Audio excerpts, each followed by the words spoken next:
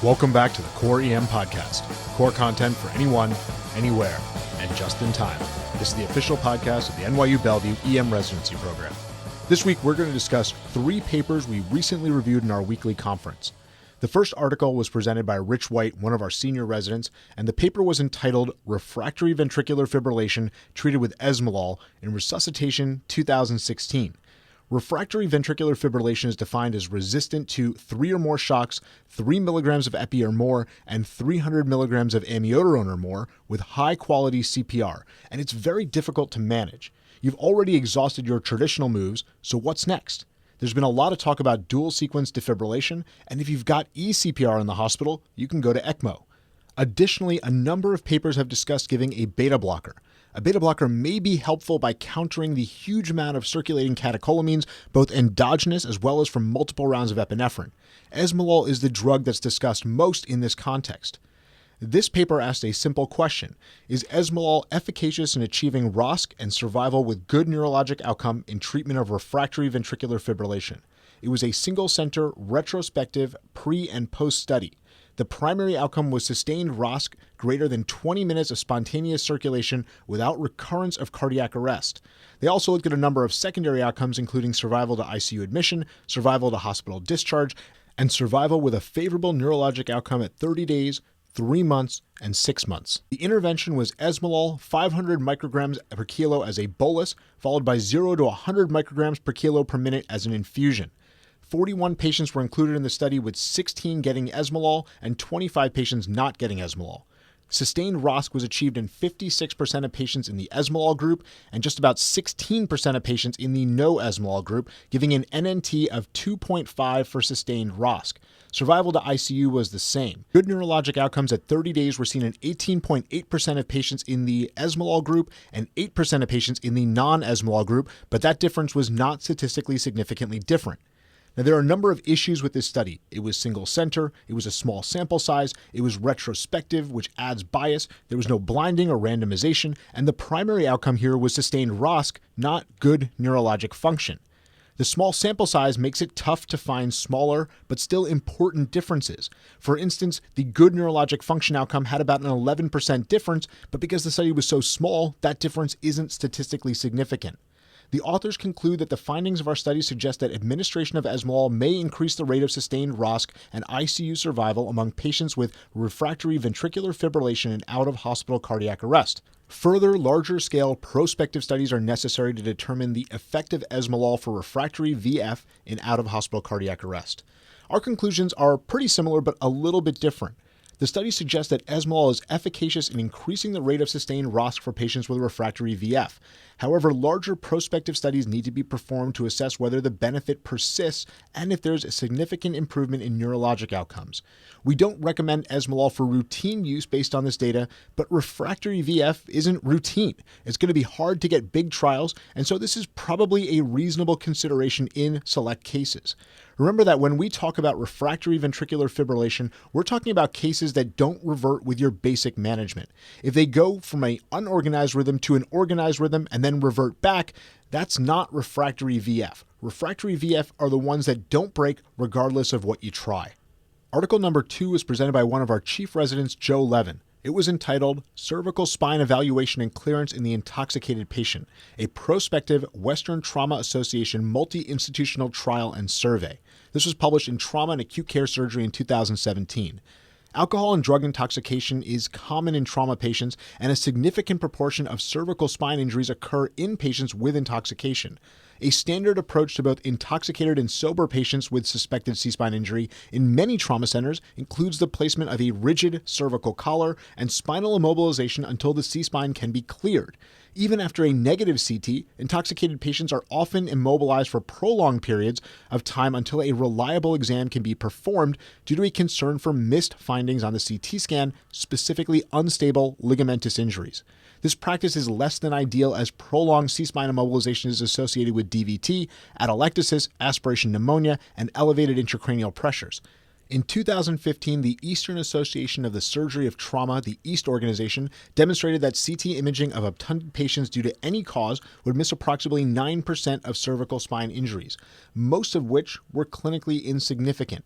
They additionally found no benefit to prolonged immobilization. So the question asked by this study is, what is the accuracy and reliability of CT for identifying clinically significant C-spine injuries in intoxicated patients? It was a nested secondary prospective multicenter observational trial within the main Western Trauma Association multicenter C-spine trial. The primary outcome here was the performance of cervical spine CT to identify the presence of a clinically significant C-spine injury in intoxicated patients, and the secondary outcome was to evaluate cervical spine clearance practices and immobilization times in intoxicated patients to survey institutional practices and opinions regarding spine clearance in the intoxicated patient. They enrolled just over 10,000 patients in the parent trial, and 30% of these, or about 3,000 patients, were classified as intoxicated. Now, there were a number of findings here. Those will be in the show notes, but the big one was the rate of clinically significant C-spine injuries. The sensitivity of CT alone was 98%, a specificity of 93%, and that gave a positive likelihood ratio of 14, and more importantly, a negative likelihood ratio of 0.02. Remember that any negative likelihood ratio less than 0.1 is extremely powerful. This study asked a simple, clinically relevant question, and it was a large, pragmatic study. However, there are a number of limitations, and again, you can see those in the blog post. The biggest thing is that there was no gold standard for assessment of patients. All patients didn't undergo an MRI to confirm the absence of significant injuries. The absence of injuries was really based on repeat clinical evaluation at time of discharge. Additionally, there was no long-term follow-up performed. This is always difficult in a high-risk population like patients with intoxication. Patients may have had a delayed presentation that would not have been known as there was no formal follow-up evaluation.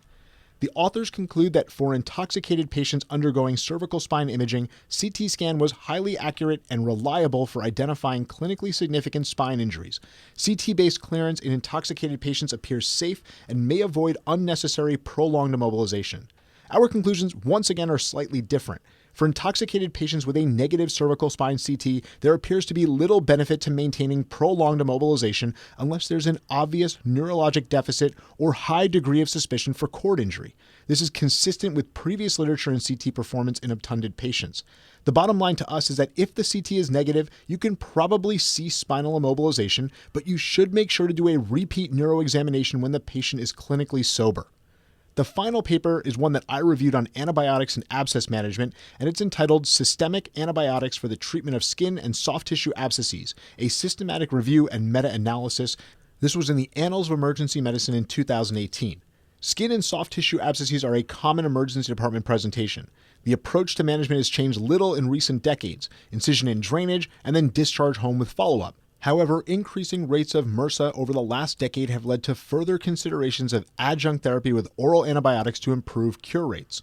2 recent studies by Talon and Daum have showed a modest but consistent benefit to oral antibiotics. So the clinical question for this article is, do MRSA-active antibiotics improve clinical cure rates amongst patients with abscesses who receive an IND? The primary outcome was treatment failure within 21 days. They located 4 studies with about 2,400 patients that they included in the systematic review and meta-analysis. 3 studies were performed in the ED only, and 1 was in the ED and outpatient setting.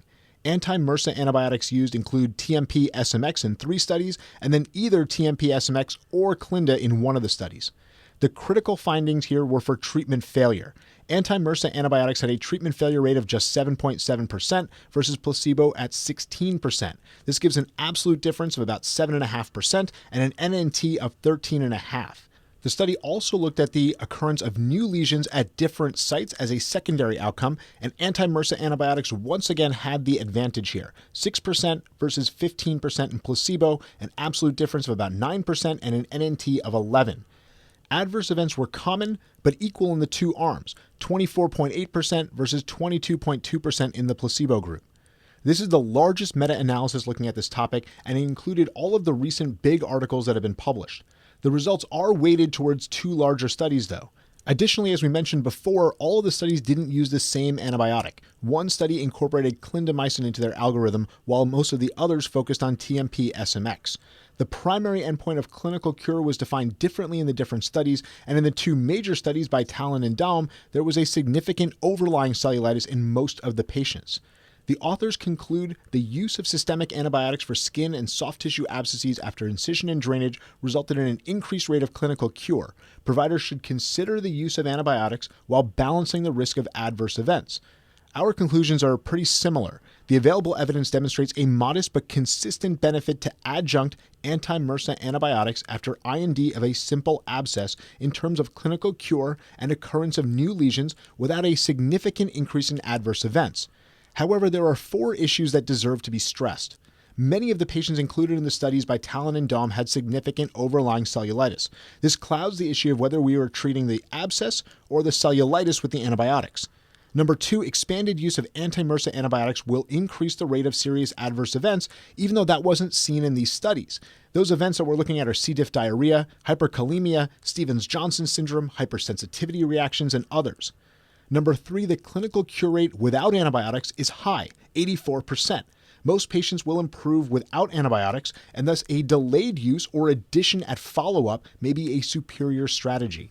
Finally, number 4, and perhaps the most important point, is that widespread antibiotic use after IND will likely change the resistance patterns of Staph aureus, and we can't predict what that will cause. The bottom line is that ED providers should consider adjunctive therapy with oral antibiotics with MRSA coverage after IND of simple small abscesses. In particular, patients with overlying cellulitis have an even stronger consideration for this adjunct therapy. Let's hit our take-home points for this podcast. Consider using esmolol bolus and infusion in patients with refractory VF, as it may lead to better outcomes. A negative C-spine CT is excellent at ruling out significant spinal injury in intoxicated patients without a focal neuro exam. You can consider removing the collar once the CT is negative, but always perform a repeat neuro exam when the patient is clinically sober. And finally, consider adjunctive oral anti-staph antibiotics in patients' status post-IND if they've got a significant overlying cellulitis. Clinical cure rate is high without antibiotics, so you can also try a wait-and-see approach. That's all for the Core EM podcast this week. Come on over and check out the site at coreem.net. We've got a ton of great core content emergency medicine. We'll have a core post up on Wednesday and a journal update up on Thursday. Don't forget to check out our Facebook page, follow us on Twitter, where our handle is @core_EM, and come on over to iTunes and give us a rating if you feel like you got the time to do so. Thanks, and see you next week.